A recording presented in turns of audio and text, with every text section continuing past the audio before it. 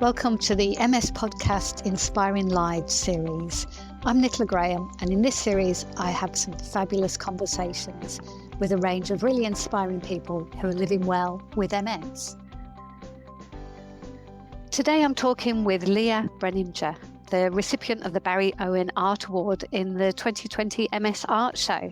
And Leah and I are going to be talking about her inspiration, how she got started, how she taps into her creativity, and most importantly, how art has helped her with her journey with MS. So if you're looking for some inspiration to get arty, or you want to hear how a person can live well with MS and manage and process some of their feelings around having MS through art, then I really encourage you to stay listening. So really warm welcome, Leah. Thank you for joining us from sunny Sunshine Coast.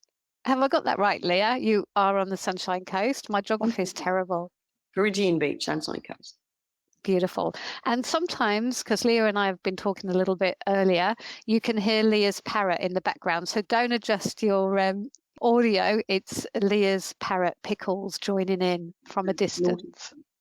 He wants to join in the group. Okay, Leah. So what I'm really interested to ask you is what inspired you to take up art, and were you an artist before your diagnosis? I always used to be drawing when I was a young child. I was drawing anything, going through paper, sheets and sheets of it. Just loved art at school. Did it in HSC. Just always loved drawing. Not so much painting. I never did any painting until recently. It was always drawing, fine pencils and charcoal, pastels, that sort of thing. But it always, all through my childhood, I always loved drawing, always loved art. And as I said, my brother's a professional artist. Family's quite creative. My sister's always been a sewer. So it's in the genes, I suppose. It's in the genes. And when you were diagnosed with MS, did that change? Did your relationship to art change, or did the importance change, or its place in your life alter at all? Well, I suppose my relationship with art at that point, I was 25, was more theoretical. I wasn't actually doing much physical, like drawing or painting or anything. I was studying fine arts, archaeology at university, so it was all very theoretical. And my creativity was going into that sort of thing and my writing.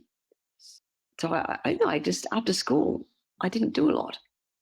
Mm-hmm. And then it just stayed dormant till I was 43, whatever. Mm-hmm. I was working, and so I was so busy with work, and that was almost, the studying and the work was keeping my creative needs happy. Mm-hmm. And I just didn't have the time, or just didn't need to do it at that point in my life. And then when I was 40, I had my son. And then, so maybe that kind of brought it out again, because I was doing creative things with him. And also at that time I thought I needed something that was about me and not about him.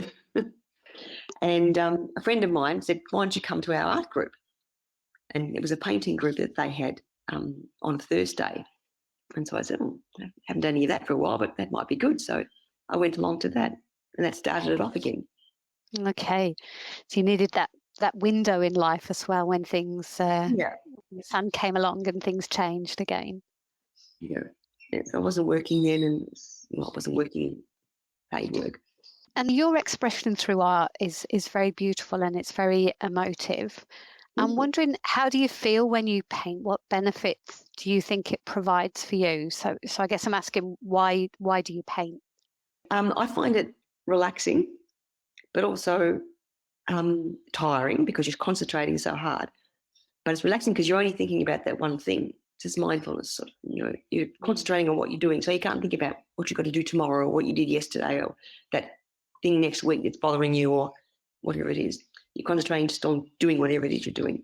So it's very focused and relaxing in that way. But it's because you're using your mind and you're concentrating so hard, it is tiring. So it's tiring but relaxing at the same time. It sounds like you get absorbed in your art. Yes. The time just goes. It's, I've got to look up and watch what time is it. So yeah, it's takes you away from everything else. And what else do you get from it, Leah? Leah, I feel like I cut you off a little bit there and interrupted you. I interrupted your flow a bit. It's a challenge, it's a mind-brain challenge, because whatever you're doing is you have to try and, okay, how am I going to render this in 2 dimensions? How am I going to put this light into the painting? How am I going to put this texture into the painting? What do I need to do with this paintbrush or this palette knife to make that look like how I want it to look? So it's constant process of challenge your dexterity, and also your ways of interpreting what you're seeing, really looking at what you're seeing and not just assuming that's what it looks like. Mm. It really, really brings you into the present, doesn't it? It really makes you look with those more child-looking eyes, that more curious eyes. Oh, this is what a leaf looks like. No, you don't do that. You think, okay, look at this leaf. What does this leaf look like? What does it actually look like, rather than what I think it should look like? If that makes sense. It does. I know if I'm doing some art, I feel like I'm seeing the world anew because I'm really looking at it properly. Yes. Through a more artist eye rather than just, I've been through this scene before. When I'm walking around or I'm driving somewhere, if I see a tree or I might see a landscape or something, I think, I wonder how I do that. How would I paint that? But I interpret what I look at and how I would transfer it into painting. Has your diagnosis of MS affected your art or what you want to draw and the subjects you choose or what you need to do at all, Leah? I find my coordination isn't as good as it used to be. So maybe the broadness of painting suits me better now than the more fine detail, because often when I'm trying to do fine stuff, I find I just can't do it. I got to do a little bit of something or a straight line. It's not a straight line. So fine motor coordination sometimes. Well, that's not always, but sometimes it's not there. So the just starting now to paint with a palette knife and enjoying that, because it's a totally different process, and it's a bit broader, and it's a bit of a joke in our art group that I always sort of start off broad and then get immersed into the detail, and things just get more and more detailed. And I had to pull back and do the big brush. Get a big. My friend Paul was saying, "Get a big brush, just slap it on." So I'm happy. It sounds like your art group has been very key in your art journey, Leah. Yes. This was an art group class sort of thing, you call it, which is run by an ex-art teacher. His name was Max Sells, lovely guy. And he was retired and he just ran this art group out of his garage. And it was very loose and casual. Different people would come along, and he had all easels, and you would just bring your paint and your canvas. And we'd do different, sometimes we did a lot of drawing at first. We'd take turns at sitting on the chair and, standing or sitting or doing whatever the pose was, and we'd all have to have a go at drawing, whoever was doing the first. And so it was lessons in life drawing. And he'd run through all these exercises that he probably used to use when he was an art teacher. You get us to just draw the negative space or do this in 5 minutes. And then then next time it would be do a 10-minute study. So it would be a different way. So we couldn't allow ourselves to get bogged down in the detail. We had to just do it quickly. So that was, because I never had, since high school, never had any real art lessons. So that was instructive. And it was collegiate and just fun. And so we do that for a couple of hours every Thursday morning. And then one Thursday we said, okay, bye-bye, see you next week. And then he died that night in his sleep, which was very sad. And different people came every week, but there was a core group of about 4 of us who would be there every week. And we decided we wanted to keep doing it. And so we ended up in my backyard. So since then, that would have been 2011, I think. We've been meeting in my backyard. Fantastic. 2 different, whatever we're working on.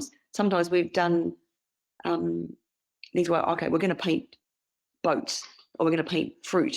And we'd all pick a same subject, and we could see how the same sort of idea turned out completely differently for all 4 of us. Because it were different styles. and we help each other with ideas, and because there's something wrong with your painting, you don't know what it is, but someone else can look and go, that's what it is. You need more shade here, or that need more light or something. So we can help each other out with those sort of advice. Oh, it sounds like via Max, you've created a lovely art family, really. Yes. Yeah, we meet every Thursday, when we can, because everyone's doing different things. Leah, before I ask your next question, I'd really love you to read for our listeners what you wrote about your MS Art Show entry in 2020. And it's this very beautiful painting of a pathway to a beach, which is your local beach.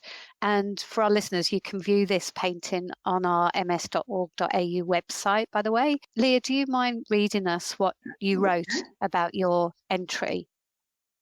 Right, okay. This is an image of the entrance to Parisian Beach near my home.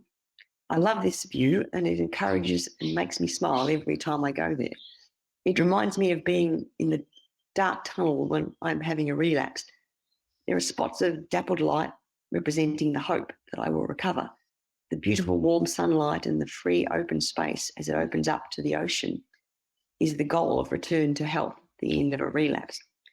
It is also the relief, joy and appreciation I feel when I can recover and enjoy the pleasure and freedom of jumping into the ocean again. Something I never take for granted because I know it's fragile. And then, Lee, I think there's another bit in there when you say that a few years ago there was a massive storm in Parisian. Oh, that's for the other painting, the one of the storm on the beach. Oh, okay. And, yeah, I didn't know if you wanted to read that out because that's from a different painting. Okay, actually, I'd love you to read that out, even though it's from a different painting, because I think that also expresses another part of your MS journey, which is really interesting to hear. Yes, there was a huge storm, tail end of a cyclone a few years ago, and I went down to the beach afterwards, and the beach had been totally trashed. And I took a photograph, and then I turned that into a painting. And read what I wrote. A few years ago, there was a massive storm in Parisian, and the ocean was so high and rough. It carved great chunks out of the dunes. The next day, I went down to the beach and took a photo of the aftermath. It's like my body after an exacerbation. The beach is trashed and the surf is still rough, but the sun is out and the sky is blue and the trees are standing strong, resilient and hopeful. Yeah. It looks kind of odd because it's a sunny day and the sky is blue, but the beach is all churned up and rough and stormy looking, but that's what it was like. It was still rough from the cyclone, but it was a nice day. I love how emotionally you made that analogy between how that feels for you after an exacerbation. Yeah, because I don't have many anymore. I've had one for a long time, but you get totally wiped out by it, and then you hope that it's going to get better, and then bits start coming back. Because I've got relapsing remitting MS, which I might have a big flare up and then it dies down, and bit by bit everything comes back again. Leah, how do you feel art has influenced how you feel about your diagnosis of MS? It's been a pleasure that I'm glad hasn't been taken away from me. There's always that fear that things can disappear, and that's something it gives to you. People have sometimes said to me, if you could have it taken away, would you? And when I'm in the middle of a flare-up, I would say, yes, take it now. But when I'm good, I think, well, it's also given me some things that I wouldn't have had otherwise. Because at the age of 25, I had all my health taken away, and things I used to take for granted, I couldn't anymore. So it's made me appreciate being healthy, just being able to walk down the street, being able to swim, do normal things without difficulty. When it's there, I really appreciate that because it can be snatched away. And that's something I wouldn't have had.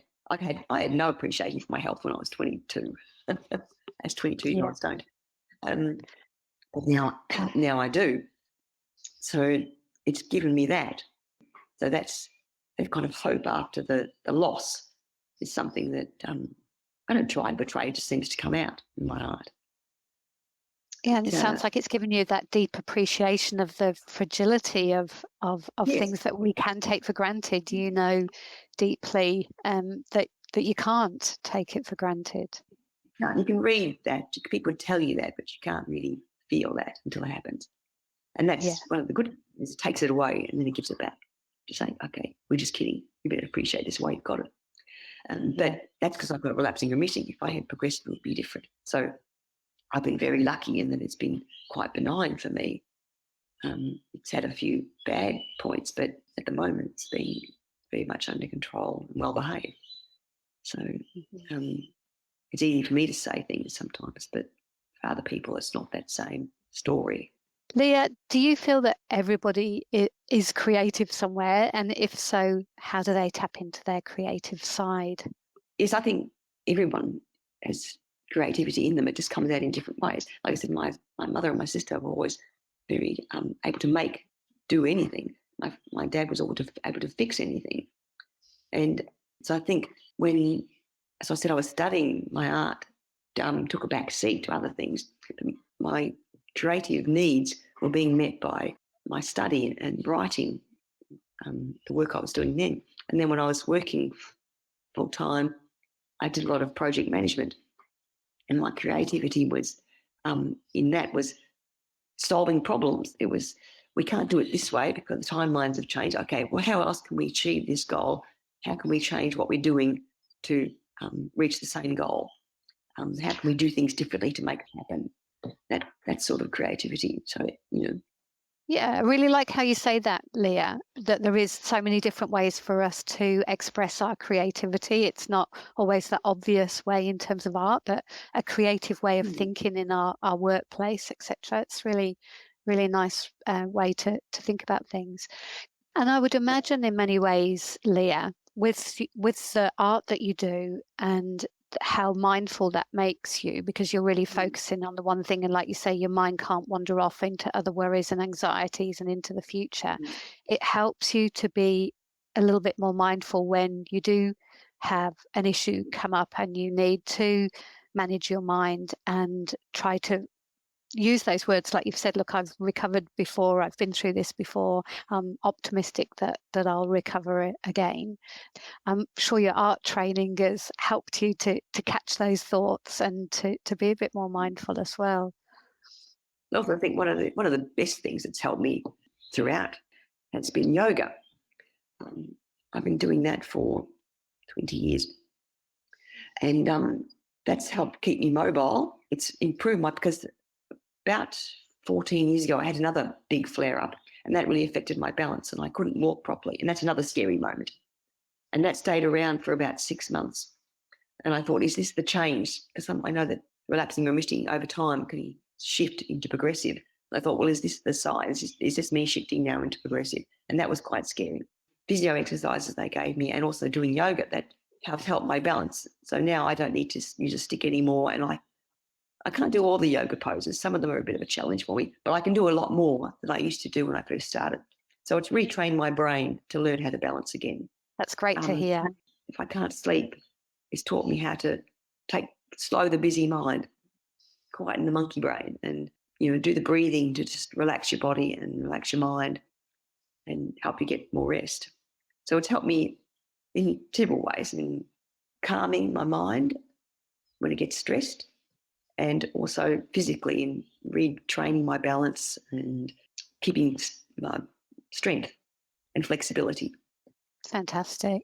As a final question, Leah, just about your art, where do you draw your main inspiration from? Well, I think the natural world a lot, from the beauty of the outdoors and nature. I love the beach. I love walking. I belong to a walking group as well, and I just like walking in the outdoors. And also beauty of shapes and textures, if that makes sense. One of the things I enjoyed painting a while ago was fruit and vegetables, because trying to get the texture of a raspberry as compared to the texture of a lemon, the beauty of the shapes always, I always find a lot of inspiration in that, in simple shapes, but there's beautiful shapes and textures and colours. Thank you so much, Leah. There's been a lot of inspiration in your podcast together today, and a lot of things I think for our listeners to think about. And something I think I've picked up from my conversation with you is the groups that you're in and how that's really helping you from a community and routine point of view with your yoga and your walking group and your art group as well. So I think that's also a really interesting message. And just doing something regular. You can see with the art group, so you can see the change over the years, how we've all improved. And that's great to see too. It is, isn't it? Especially as we get older, it's lovely having something that we're actually improving in. You're saying how yoga's improved, and lovely your art's improved too. Yeah.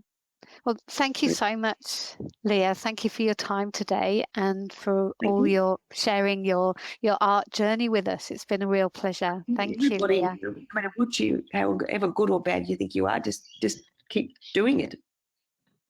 And you'll find your way of expressing yourself. Everyone's different. Everyone has different. Like in our art group, everyone is different and has their own way of doing things. And we learn from each other, but we also do our own thing. And just have a go. Yes. Yes, definitely. Have a go. Have a go. On that note, bye for now. Thanks for listening today. And of course, we'd love to hear from you. You can email us, msconnect@ms.org.au. You can send us feedback. Maybe you could send us some topics that you'd like a podcast recording on. Or you could just call us 1-800-042-138. Thanks for your company, and I look forward to next time.